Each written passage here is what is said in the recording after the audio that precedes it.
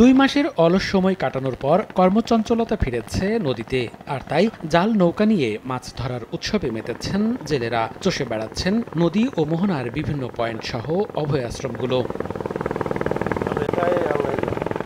মধ্যরাত থেকে মাছ সংগ্রহের পর বুধবার সকালে জাল নৌকা নিয়ে একে একে মৎস্য অবতরণ কেন্দ্রগুলোতে আসতে দেখা যায় অনেক ট্রলারকে। প্রথম প্রহরে জেলেরা নদীতে পর্যাপ্ত ইলিশ না পেলেও অন্যান্য ছোট মাছ ধরতে পেরেছেন তারা। তবে পরবর্তীতে আরও মাছের দেখা পাবেন বলে জানান জেলেরা।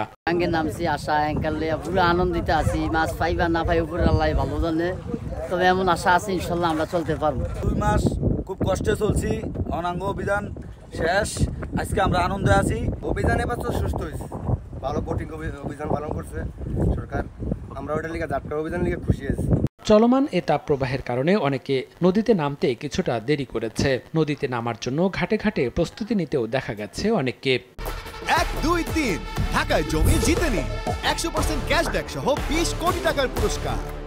আল্লাহর নামে নদীতে যাম, যদি মাছ পোনা পাই মোটামুটি কেটে তো ভালোই, আর যদি মাছ পোনা না পাই তাই তো আমাকে চলতে পুরো বাজার বুঝলে পুরো কষ্ট হয়ে যায়।